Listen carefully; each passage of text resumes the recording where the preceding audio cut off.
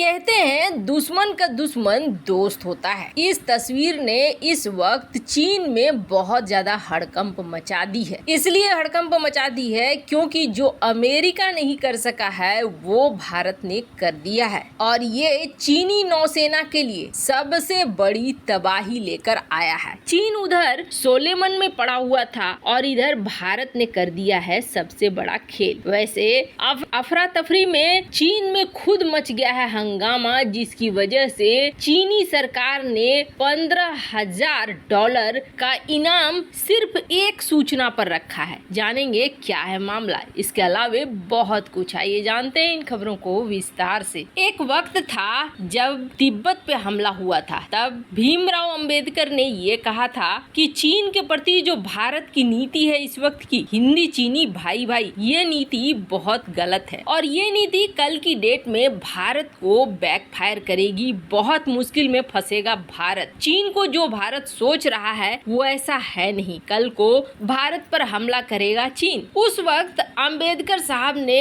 एक उपाय भी बताया था कि चीन को कैसे आप काउंटर कर सकते हैं। हालांकि 1962 की जंग हो गई भारत के साथ। उस वक्त तक डॉक्टर अंबेडकर साहब का निधन हो चुका था। वो देखने के लिए नहीं थे, लेकिन उन्होंने जो भविष्यवाणियां की थी चीन के प्रति वो सब कुछ सही साबित होने लगी थी। तिब्बत के हमले के बाद बाबा साहब ने बहुत सारी भविष्यवाणी की चीन के ऊपर और ये भी उपाय बताया कि कैसे चीन को काउंटर किया जा सकेगा। हालांकि उसके बाद भी सरकारें ऐसी रही जिन्होंने ढुलमुल वाली नीति अपनाई। नेहरू को तो यही समझ में नहीं आया कि 1962 की लड़ाई हुई क्यों, जबकि वो हिंदी चीनी भाई भाई कर रहे थे। और तिब्बत को खोकर भारत ने एक बफर एरिया को खो दिया जो चीन और भारत के बीच में था। वो बफर एरिया जाने के बाद तो चीन की नजर भारत पर पड़नी ही थी। और उसके बाद भी भारतीय सरकार में इस तरीके के मंत्री हुए काफी समय तक जो ये मानते थे कि अगर हमने चीन के आसपास से काम करना शुरू कर दिया, जैसे चीनी बॉर्डर पर काम करना शुरू कर दिया, तो चीन गुस्सा हो जाएगा। इसलिए हमें अगर अपना बचाव करना है तो चीन को गुस्सा नहीं दिलाना है। जबकि अभी की सरकार ऐसा बिल्कुल भी नहीं सोच रही है। अभी आप देखेंगे कि अगर हम चीन की शर्तों को मान लेते हैं जैसे पिछली सरकारें माना करती थी, तो फिर चीन के साथ हमारे कोई पंगे नहीं रहेंगे, सब कुछ आसानी से चलता रहेगा। लेकिन हम चीन की शर्तों को नहीं मान रहे हैं, उनकी मनमानियों को नहीं मान रहे हैं, इसलिए चीन के साथ हमारे रिश्ते लगातार खराब होते जा रहे हैं। 1962 में जब भारत से लड़ाई हुई और भारत से जीत हासिल कर लिया चीन ने, उसके पहले तिब्बत हासिल कर लिया चीन ने। ये सब कुछ हासिल करने के बाद चीन का मनोबल बहुत बढ़ा हुआ था और चीन ने इस बढ़ते हुए मनोबल में जाकर हमला कर दिया वियतनाम के ऊपर 1979। लेकिन वियतनाम पर किया गया ये हमला बहुत ही ज्यादा भयानक रहा। 3 सप्ताह तक हालांकि ये युद्ध चला, छोटा सा युद्ध था, लेकिन इस युद्ध में दोनों ही पक्षों को बहुत ज्यादा नुकसान हुआ। और सबसे बड़ी बात ये है कि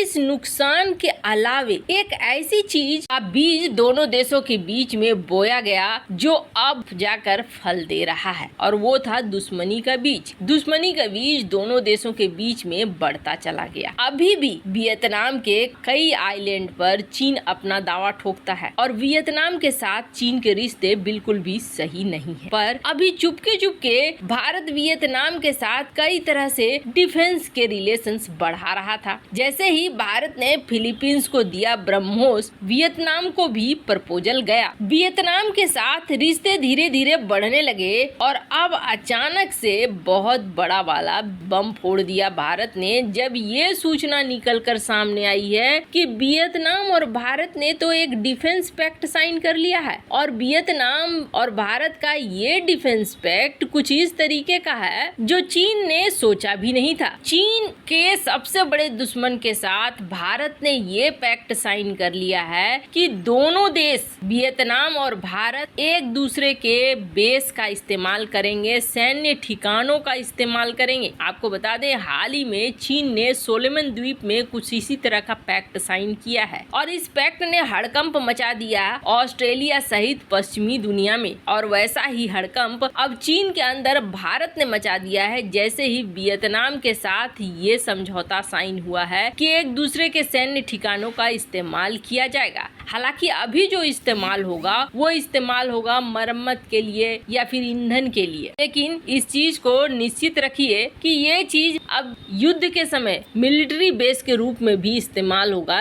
ये भी तय है। वैसे आपको बता दें, बुधवार को रक्षा मंत्री राजनाथ सिंह वियतनामी जनरल फान वान जियांग से मिले और यहाँ पर भारत वियतनाम के बीच लॉजिस्टिक सहयोग का समझौता हुआ और ये समझौता 2030 तक के लिए हुआ है। वियतनाम उन देशों में शामिल है जिसके साथ दक्षिण चीन सागर को लेकर चीन का विवाद चल रहा है। वहीं लद्दाख और अरुणाचल को लेकर भारत के साथ चीन के संबंध खराब है। दोनों मंत्रियों ने वियतनाम भारत से मिलने वाले 50 करोड़ डॉलर के रक्षा ऋण को भी साइन किया है। इसके अलावा डिफेंस के मामले में दोनों देश एक दूसरे को जो भी मदद पहुंचा सकते हैं उसके लिए भी साइन किया गया है बहुत सारा एग्रीमेंट। वैसे आपको बता दें, भारतीय रक्षा मंत्री का स्वागत इस देश में बहुत ही अच्छे तरीके से हुआ है और अब वियतनाम के साथ भारत बात कर रहा है ब्रह्मोस मिसाइलों की। और सच मानिए, बहुत जल्द आप सुनेंगे कि वियतनाम ने भारत से ब्रह्मोस मिसाइलों को खरीद लिया है। अब चीन में हड़कंप क्या मचा हुआ है। एक तो चीन इन बाहरी समस्याओं से जूझ रहा है। बाहर उसने इतने दुश्मन खड़े कर रखे हैं कि अब उंगलियों पर गिनना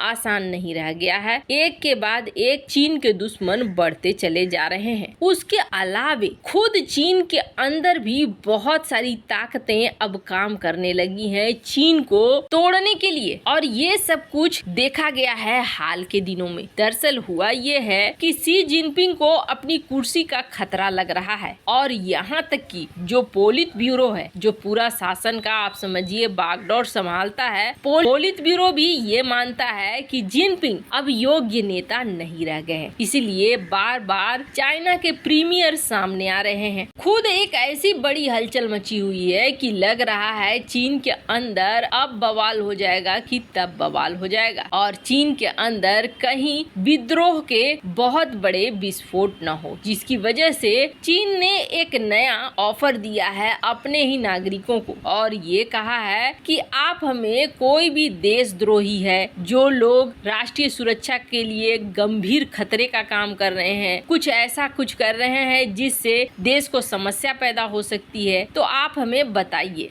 ऐसे शख्स को देंगे हम 3000 युआन से लेकर 1 लाख युआन के बीच इनाम। अब चीन चाहे जो कुछ भी कहे, पर इनके जरिए चीन अपने देश में उठते हुए बवाल को रोकने की कोशिश कर रहा है। वैसे इस मामले में आपकी क्या राय है, कमेंट कर जरूर बताएं। जल्द मिलते हैं अगले वीडियो में नई खबर के साथ।